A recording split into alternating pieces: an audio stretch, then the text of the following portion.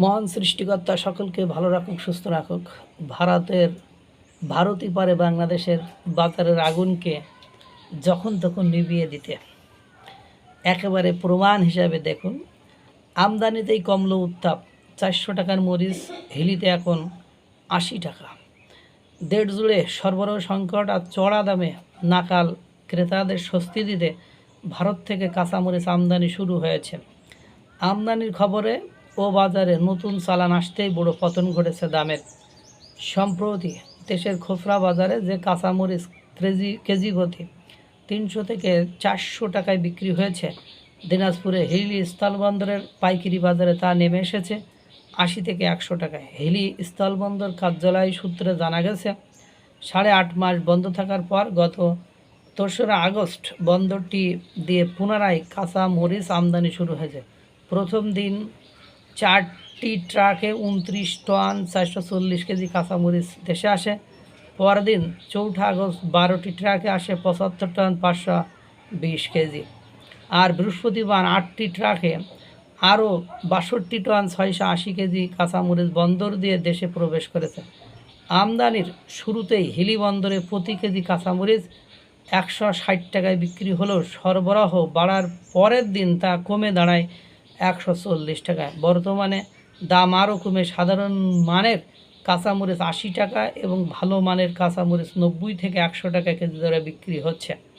হিলি স্থলবন্দরে মরিচ কিনতে আসা ঢাকার পাইকারি ব্যবসায়ী আব্দুর রাজ্জাক বলেন, দেশি মরিচের সরবরাহ কম থাকায় বাজারের দাম চড়া ছিল। রাজধানী সহ দেশের বিভিন্ন স্থানে পাঠানোর জন্য হিলিতে এসেছি। শুরুতে 160 টাকা কেজিতে কিনে মোকামে পাঠালেও এখন আমদানি বাড়ায় দাম অনেকটাই কমেছে। বৃহস্পতিবারে কম মানের মরিচ 80 টাকা এবং ভালো মানের মরিচ 90 থেকে 100 টাকায় পাইকারি কিনেছি। এতে আমাদের যেমন সুবিধা হয়েছে, সাধারণ মানুষও কম দামে কিনতে পারছে।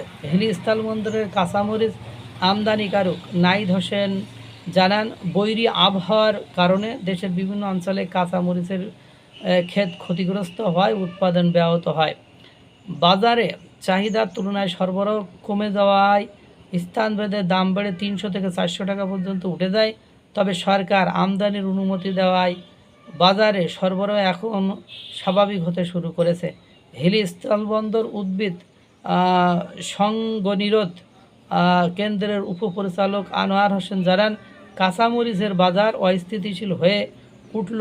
সম্প্রতি সরকার পুনরায় ভারত থেকে আমদানির অনুমতি দেয়। এরপরই 8.5 মাস পর হিলি স্থলবন্দর দিয়ে আবার মরিচ আমদানি শুরু হয়। সর্বশেষ গত বছরের 20 নভেম্বর এই বন্দর দিয়ে ভারত থেকে কাঁচামরিচ এসেছিল। বন্দর কর্তৃপক্ষ আশা করেছে, আমদানির এই ধারা অব্যাহত থাকলে আগামী কয়েকদিনের মধ্যে দেশের খুচরা বাজারগুলোতে কাঁচামরিচের দাম সাধারণ মানুষের পুরোপুরি ক্রয় ক্ষমতার মধ্যে চলে আসবে। এটাই বাস্তবতা।